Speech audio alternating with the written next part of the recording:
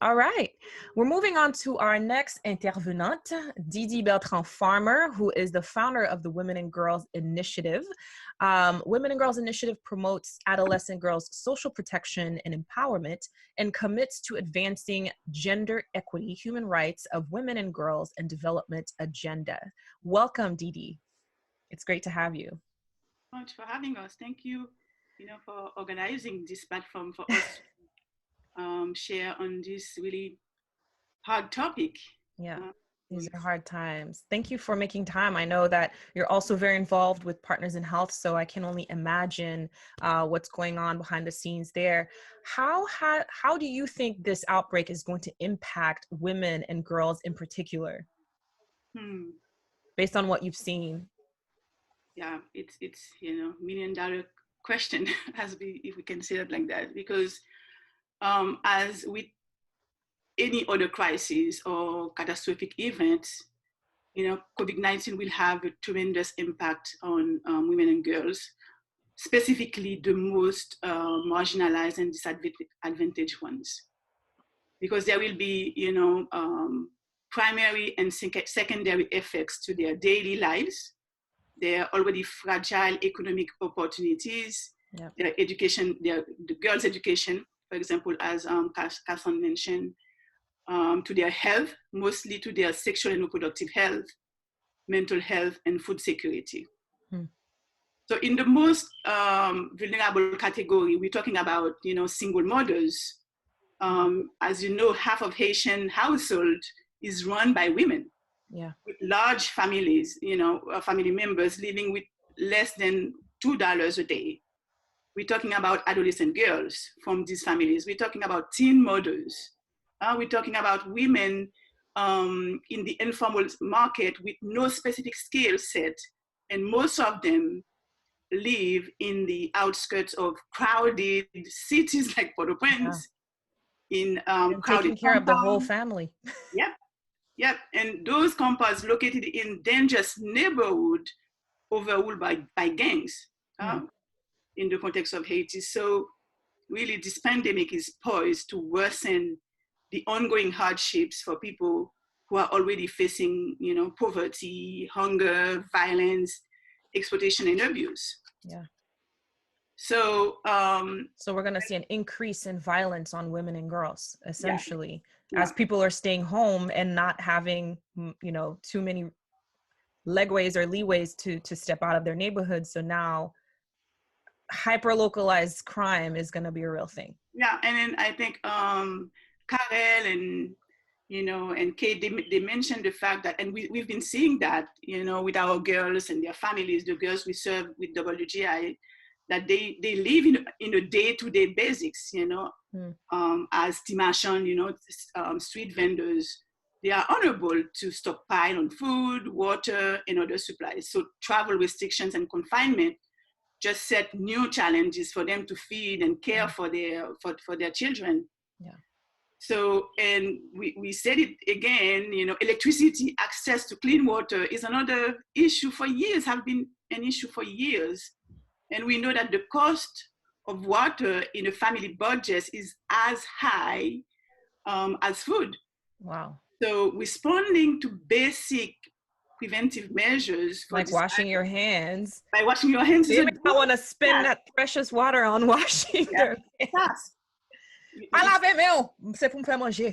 Yeah, but with what, with what? If you have to choose between drinking or bathing or washing your hands, what would you do? Wow. Mm-hmm.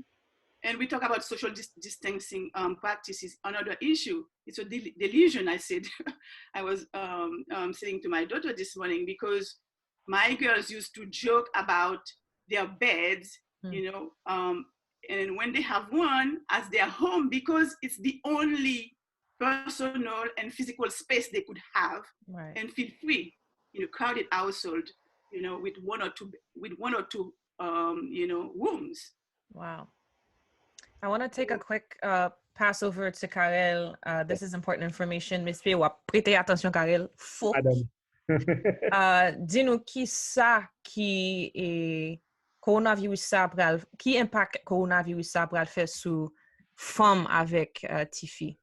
OK, la voilà. communauté. C'est très important pour nous parler de ça. Didi parlait de comment que l'IPRAL vraiment affecté en pile, puisque en pile monde ça a été vulnérable déjà, il était très fragile, il a vu dans des conditions précaires déjà. Ça va avoir un impact sur l'éducation. Nous avons ça justement tout à l'heure avec Cassandre que Timoun n'est pas à l'école et surtout Tifi qui était déjà justement des difficultés. Parce que la majorité reste avec en Haïti, tous ces Tifi, quand on a dit ça, elle a un impact sur santé sexuelle, que le Tifi, que le grand monde, tout, ça veut dire, et en pile monde peut-être pas contrôler pour pouvoir faire petit parce qu'on a arrêté la caille par rapport à une série de bagages, et elle a un impact tout sur santé mentale. Et l'État parlé de grand pile filles qui vivent avec moins que $2 par jour, et c'est mesdames ça, qui eux-mêmes occupent une famille. Donc, il n'y a pas qu'à arrêter la caillou, il n'y a pas qu'à gagner l'argent pour stocker manger. Donc, il faut que sortir et vivre au jour le jour. Bon. Voilà. Il parlait tout de, en pile dans mon quartier, ça, autre que coronavirus qui menace, mais il y a un gang qui menace. Ça veut dire qu'il y a un quartier qui a en pile violence et en pile menace et qui pesait sous tête et en poids violence. Donc, viol et toute l'autre violence sexuelle que vous avez fait soutifier avec femmes. Et puis, il t'a parlé tout de plus grosses difficultés qui gagnent par rapport à l'argent et vulnérabilité mondiale. C'est parce que faut qu'on lave les mains, il faut qu'on fait propreté et pour le coronavirus là, et de l'eau dans quelques familles aussi cher que manger. Donc, quand il y a des gens qui sont obligés de faire choix, est-ce que, j'en te dit là tout, est-ce que l'eau, ça n'a pas. Lave les mains ou bien on va le faire manger. Ou bien est-ce qu'on va le baigner? Justement. Donc, ça, c'est question ça que un peu le monde a posé. Et puis, il parlait tout de comment que c'est difficile pour que social distancing dans lui-même les fait Haïti. Parce que moun a vivre de façon précaire, pile sous pile, et son bagage qui partager une cabane dans une chambre. Voilà. Il pensait que vraiment, ça prend un pile impact sur les filles avec femmes dans le pays. Yeah. And so also that really increase their level of stress, and anxiety. And mental wellness. Yeah, that's going to be a huge thing to manage. So Yeah, how do we protect our women and girls, Didi, in these times? Are there spaces for them to go to? Because there's, in addition to not having sufficient water and food and having to do commerce to keep income flowing into the family, there's also some women who suffer from domestic violence, and having to stay home means having to stay with your abuser and taking hits on a regular basis. Are there spaces that exist in Haiti where women and girls can go to that are safe? Is that a thing? I'll take that as a no. I would like first I would like to mention first the fact that these disasters and crises keep shrinking girls' effort and aspiration to a better future for themselves and their communities. I would like to mention that because these constant disruptions, have a high impact on adolescent girls to complete high school. Yeah. Older and older, in life, because by the time they finish high school, going to college if they go, and then enter the labor market, it's going to be hard to compete with their male counterparts. So the only solution they would have is to get married and enter in a relationship without any financial autonomy. And then they will be subject to domestic violence, exploitation, and abuse. So this cycle of disparities continues. So now to your questions, in terms of spaces and in how could we tackle violence that women are going under right now. We have women, a lot of Haitian women organizations that exist. You might know FOSA, Kofa Vive, SASA. There are plenty foundation, what's the name, Toya. There are existing platforms that could assist women, but they lack resources to put in place structures such as shelters, such as safe spaces that could respond to these needs of women these days. And in the past, for the earthquake, but they are not there. What they do, it's what they are doing right now. It's mostly providing limited services for advocacy, for counseling, and accompanying victims, you know, to the legal system and medical process. But we have already, you know, organizations that are on the ground which need support. That support women, but they themselves need support. They need the resources to do so. So that brings, I guess, the same point from Kassan is, you know, how can the diaspora support these women organizations on the ground? Is we would have to wait and see what they need for us to know how we can support. Is that also the case? We know the needs, you know, we know. And is this being shared? Where can we know where this information is, for example? Talk to them. We have to speak to them and then trust them, as Kassan said, you know, because they know that they need to provide programs that could advance gender equity and economically empower women to move the agenda forward, to reduce poverty, to reduce gender-based violence. It's clear. We just need the resources. We need to trust them.